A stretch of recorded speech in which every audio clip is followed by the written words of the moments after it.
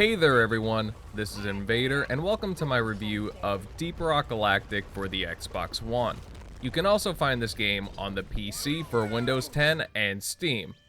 This is a game that has been in game preview since 2018 and has been constantly growing and tweaking and changing. Its official launch was on May 13th and I decided to pick it up while looking for something to play one night with my fellow TXR podcast members. I paid $35 Canadian for it, so not a big chunk off your wallet. The game was developed by Ghost Ship Games, a studio formed by former Press Play employees. The game was codenamed Dwarka while in development under the Microsoft Game Studios banner. It's a real shame Press Play was shuttered. I thought they had a lot of potential for their studio size, but oh well, what can you do there, right? Oh, I know, I'll just get on the phone with Xbox head Phil Spencer. Hey Phil, if you're listening, can you look into acquiring Ghost Ship Games? Yeah, because they made one heck of a game. This is a hint, Phil. But anyway, guys, I have to say that this is an extremely fun game. I've spent ample time playing it, and I've come away very pleasantly surprised. Because, just like a dwarf, you shouldn't judge a game by its size, but by its character. And boy, does it pack a lot of stand-up character. Starting off with the story, and I wouldn't say that there's an overarching story here. However, there's more of a defined layout and structure. You're a part of a big mining corporation called Deep Rock Galactic. Your purpose is to gather mineral resources and other materials from the planet Hoaxus 4. It's been discovered to be a treasure trove of precious minerals, and the company sends in their elite miners to do the job. You pick a character class, select a mining mission, and regional biome, and go off on an adventure. Moving on to the gameplay, and we'll start with the character classes. There are 4 classes of dwarves that you can choose from. You've got a scout that can grapple onto normally hard to reach areas, as well as shoot up lights to help illuminate dark cave areas, which is very helpful, I might add. Next, you've got the driller that can, as the name implies, drill through rocks. All of the classes of dwarves are armed with pickaxes and can chisel their way through the rocks, but the driller, it just does it with so much ease. A very handy class to have around to reach certain objectives, especially on harder, more complex cave systems. There's also the engineer, who can lay down turrets if needed to fend off against all types of critters that you encounter. He can also create platforms along the walls. He's very useful for reaching hard to reach minerals, and for just traversal purposes in general. Last up we have the gunner, which as the name implies, he's the heavy weapons of the bunch. He packs a minigun and can lay down a rain of fire towards mobs of bugs headed your way. He's also very useful as he comes equipped with a traversal line that your entire team can use to cross massive cave expanses or dangerous areas. The tool comes especially handy if you're on missions where you have to get back to your drop pod and you're being chased by all kinds of bugs. I'm not usually the one to prop up class-based systems.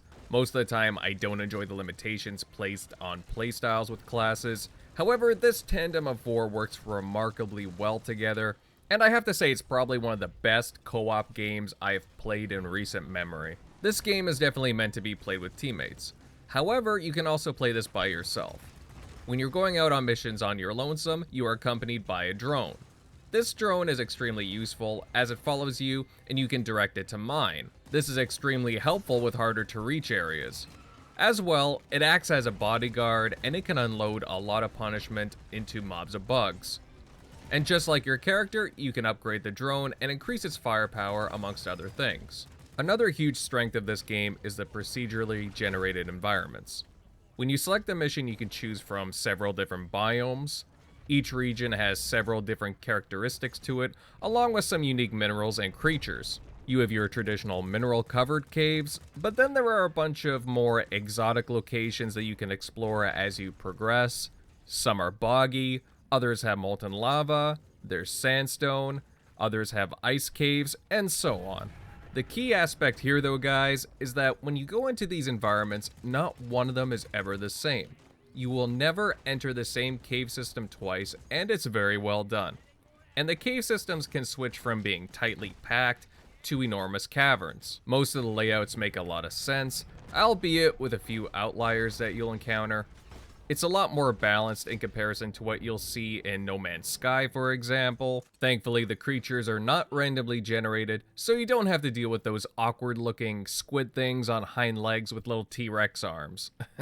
Deep Rock Galactic features an upgrade system. You can improve your equipment from your armor, primary and secondary weapons, as well as your special tools. By spending a combination of in-game currency and special mineral types that you collect during your missions, you can unlock bonuses to improve different efficiencies. Onto the mission types, and Deep Rock Galactic has a nice selection of missions to choose from. You'll get mining missions to venture out and collect a specific rare mineral, or there's another type of mission where the corporation will ask you to collect alien eggs. There's also a search and destroy mission where you'll have to hunt down extremely dangerous dreadnought classes of bugs and eliminate them. I've enjoyed most of them. However, with that being said, I would like to see a few more mission types added and get introduced into the game, because over time I can see the current selection of missions become a bit repetitive. I mean, variety is a spice of life, right? And it seems like the developers are well aware of this and plan on adding a bunch of content over time, whether it be missions, new enemies, biomes. There seems to be a long list, and I can't wait to see what they have in store. As stated earlier, you'll be dealing with bugs for the majority of this game. They come in all different shapes, sizes, and classes. There's a variety of them for you to blast your way through. Some claw at you, some shoot webbing to obscure your vision, and some spew toxic sludge your way. Some of them seem to be unique to a specific region. For example, there's one that will jump through the sand and try to grab you and drag you down. And make no mistake, these bugs are not slouches, especially on the higher difficulty levels. They will come at you with more numerous mobs, but will also come in more frequent waves. Never underestimate them under any circumstances. Moving over to the visuals, and the game is very colorful. I wouldn't necessarily say cartoony, but it is stylized to be more vibrant and eye-catching, and the art style definitely transitions well into the gameplay, as when you're searching through the caves and caverns, there's certain flora, plant life, and minerals that glisten and give indicators to the player that, oh hey, you should check this out, or even the opposite. I don't know if I should be stepping near that glowing thing that's spewing stuff into the air. While the graphics may not be a huge selling point for this, I really think that they nailed the style and general attitude of the game. The audio in the game is pretty decent. I wouldn't call it mind-blowing, but everything is appropriate for what it is. The weapon sounds are good, the enemies sound as they should, and the dwarves definitely give off that dwarfish attitude. The music score is also well done. When the hordes of bugs come chiming in, there's an audio cue and a change in the mood, and the soundtrack really reflects that. It's more a high-pitched tempo when you're evacuating to your drop pod, and the pressure mounts to finish the mission and survive. Most of the time the soundtrack isn't very prevalent, but when it kicks in, you'll be hearing some pretty good tunes. A really cool thing about Deep Rock Galactic is that it packs in some extra little goodies. There's the Abyss Bar where you can order a round of beers. Nice. Yeah! Beer. Daddy. The great thing about it is that there's a wide selection of beers on tap. You can even craft additional beers with items that you pick up from missions. Some of these beers have lasting effects, so don't drink too much, otherwise you'll be feeling them well into your missions.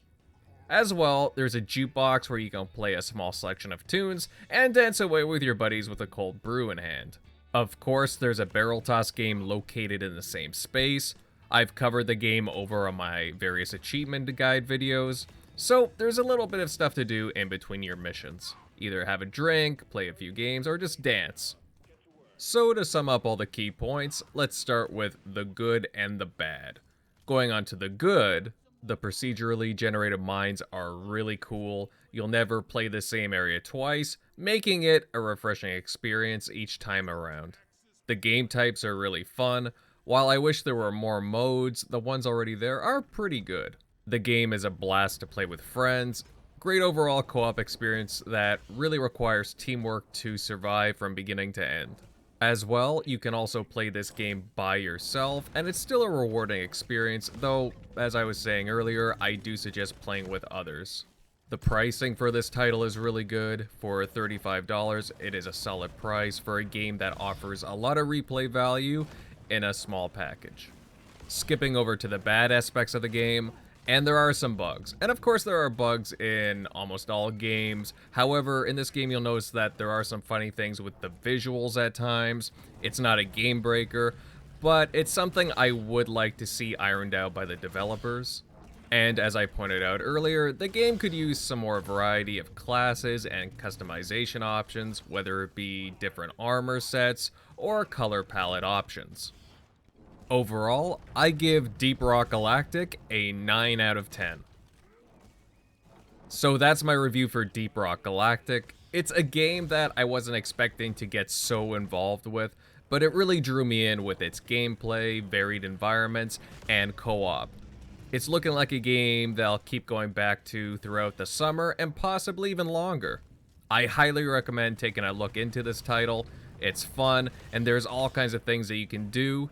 If you're into co-op games, then I highly suggest trying it out.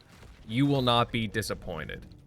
Thanks everyone for watching my review for Deep Rock Galactic on the Xbox One. I had a fun time making it. If you enjoyed it, then please consider leaving a like, sharing it out, and subscribing for future content. Also, don't forget to hit the notifications bell to keep up to date on all my reviews, guides, and gameplay videos. Invader, out.